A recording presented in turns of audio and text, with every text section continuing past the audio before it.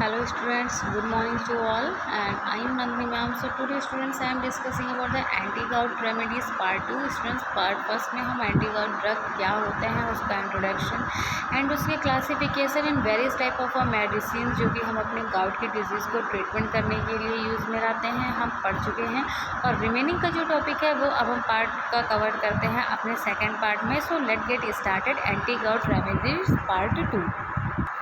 So students हमने पहले के टॉपिक में कई सारे ड्रग्स और उनकी क्लासिफिकेशन के बारे में देख लिया था और कुछ ड्रग्स थी जो हम उनके बारे में डिटेल में पढ़ चुके थे। और जो आज हम अपने नेक्स्ट ड्रग कवर करने जा रहे हैं वो है इंडोमेथासिन ड्रग। अब इंडोमेथासिन जो ड्रग है वो हम as a anti gout use करते हैं, मतलब एंटी गाउट रेमेडी यानी गाउट की डिजीज़ को ट्रीट करने के लिए।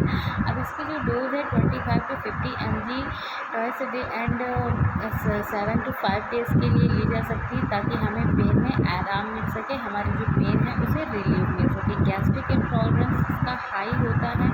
अल्टरनेटिव्स में नेप्रोक्सेन, स्यूलिडैक एंड आइब्रोफिनैक जो ड्रग है आइब्रोफिन वो हम यूज़ करते हैं।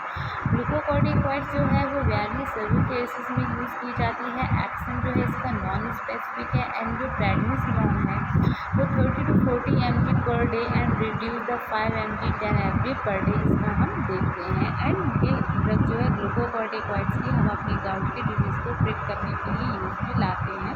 बट जब बहुत ही सीवियर केसेस होते हैं, बहुत ही सीरियस कंडीशन होती है, उस केस में हम अपनी ग्लूकोकॉर्टिकॉइड्स ड्रग का यूज़ करते हैं।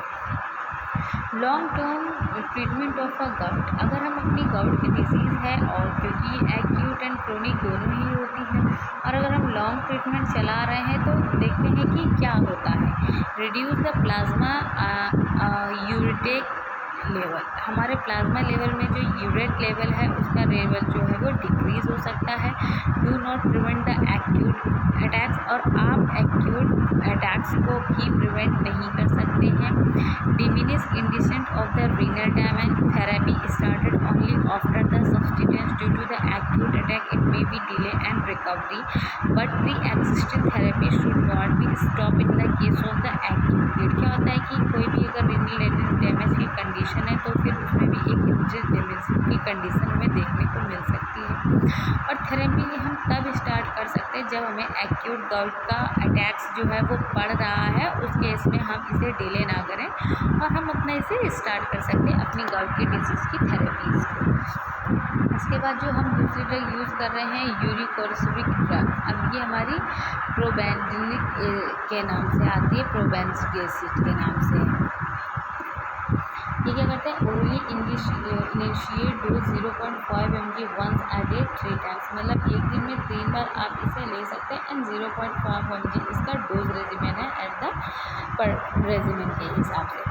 जो स्मॉल डोज है वो डिक्रीज़ करेगी distribute secretion of the uric acid, मतलब कि जो हमारी यूरिक एसिड का जमाव हो रहा था हमारी बॉडी में, एक्यूमुलेशन हो रहा था, एलिमिनेशन नहीं हो रहा था, जिसके कारण हमारी बॉडी की फंक्शनिंग जो है वो एबनॉर्मल हो गई, एक मेटाबॉलिक डिसऑर्डर कॉज हो गया। तो ये क्या करेगी, हमारे ट्यूबुलर सिक्रीशन को, जो कि यूरिक एसिड को ट्यूबुलर सिक्रीशन को इंक्रीज़ कर देगी। लार्ज डोज जो है वो स्क्रीन एक्सक्रीशन को इंक्रीज़ करेगी मगर ब्लॉक कर देगी रीअब्जॉर्प्शन के प्रोसेस को। और जो इसका एडवर्स इफेक्ट है वो वेल टॉलरेटेड है एंड स्किन रैशेस ऐसे कुछ हमें जो केसेस है वो देखने को मिल सकते हैं अपनी, अगर हम प्रोबेनेडिक ड्रग का यूज़ करते हैं तब उस केसेस में। ड्रग का इंट्रैक्शन किस किस ड्रग के साथ है, inhibit the renal secretion of the penicillin, indomethacin, dapsone, empire heparin and metabolism. जो ये ड्रग है वो हमारी renal excretion of the penicillin के साथ, इंडोमेथासिन के साथ, डेप्सोन के साथ अपना इंटरेक्शन कॉज करती है और इम्पेयर हिपैरिन एंड मेटाबॉलिज्म के साथ। डोज जो है इसकी 0.5 mg to 1 हम एक दिन में ले सकते हैं।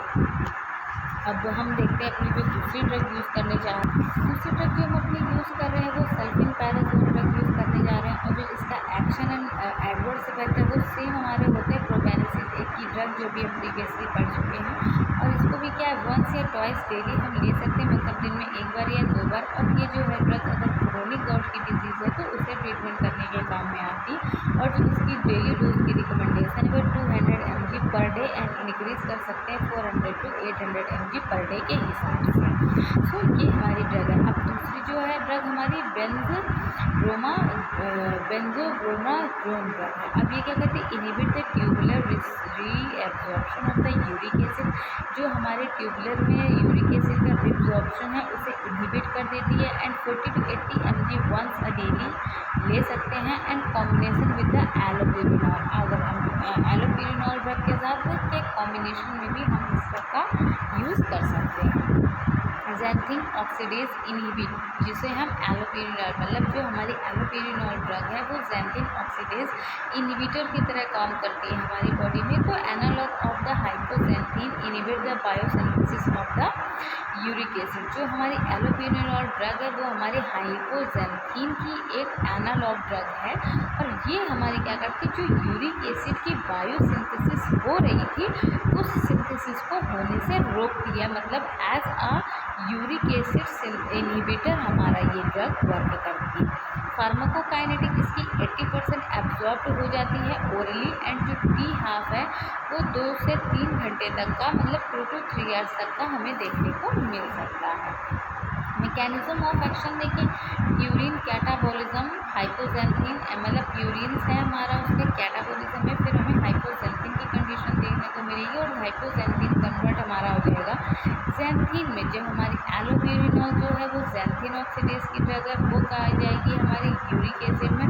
और जो हमारी एलिनेशन हो रहा था यूरेट ऑक्साइड रीअब्जॉर्प्शन का जो वो हमारी ड्रग इस पर आकर के वर्क करेगी और हमारी जो ड्रग है वो यूरिक एसिड के बनने के प्रोसेस को रोकेगी, इनहिबिट कर देगी ज़्यादा के। इसके साथ साथ कुछ ऐसे एडवर्स इफेक्ट हैं जैसे गैस्ट्रोइंटेस्टाइनल ट्रैक्ट में इरिटेशन देखने को मिल सकती है, नोजिया की कंडीशन, वोमिटिंग की कंडीशन आ सकती है, कुछ केसेस में हेडेक की सिचुएशन जो हमें देखने को मिल सकती है एंड हाइपर सेंसिटिविटी रिएक्शंस भी हैं जो हमारे एलोपेरिनॉल ड्रग को यूज़ करने से देख मिल सकते हैं। हो सकता है स्किन में किसी तरीके के रैशेस देखने को मिल जाए, पैचेस पड़ जाएँ या स्किन में किसी तरीके की अलग एलर्जी या हाइपर सेंसिटिविटी की कंडीशन हमें देखने को मिल सकती है। अब जो हमारी एलोपेरिनॉल ड्रग है उसका इंटरेक्शन किस ड्रग के साथ है, एंटी कैंसर ड्रग्स हमारे 6 mercaptopurine azathiopurine and metabolism of the xanthine oxidase so death of the anti cancer drugs should be reduce when the allopurinol is use. अगर कोई भी ऐसी एंटी कैंसर ड्रग यूज़ कर रहे हैं तो हम अपनी एलोपेरिनॉल ड्रग को अगर यूज़ कर रहे हैं तो ये एंटी कैंसर एक्टिविटीज़ को थोड़ा सा रिड्यूस कर देगी। तो उस केसेस में ये ड्रग जो हमारी इंडिकेटेड है, मतलब ये अपना इंटरेक्शन जो है एलोपेरिनॉल वो एंटी कैंसर ड्रग के साथ शो करती है। अगर हम यूज़ की बात करें तो इनिशियली जो 100 mg पर डे अगर हम इसकी डोज देते हैं तो ये इंक्रीज़ कर देगी 300 mg per day and tophi reabsorbed renal stone prevented हो जाएंगे। इसके साथ कई सारी ऐसी ड्रग्स हैं जो हमारी गाउट की डिजीज़ को ट्रीटमेंट करने के लिए काम में आती है। तो student I hope you are understood well. आज हमने पढ़ा एंटी गाउट रेमेडीज़ पार्ट 2। कुछ रिमेनिंग जो ड्रग्स थी हमारी जो गाउट की डिजीज़ को ट्रीटमेंट करने के काम में आ रही थी वो हमने पार्ट फर्स्ट में देखा और सेकेंड पार्ट में गाउट का इंट्रोडक्शन एंड पैथोफिजियोलॉजी देखी थी। तो स्टूडेंट्स आई होप आपने हमारे फर्स्ट एंड सेकेंड वीडियो दोनों देखे होंगे और आपको अच्छे से समझ आया होगा। So thank you class.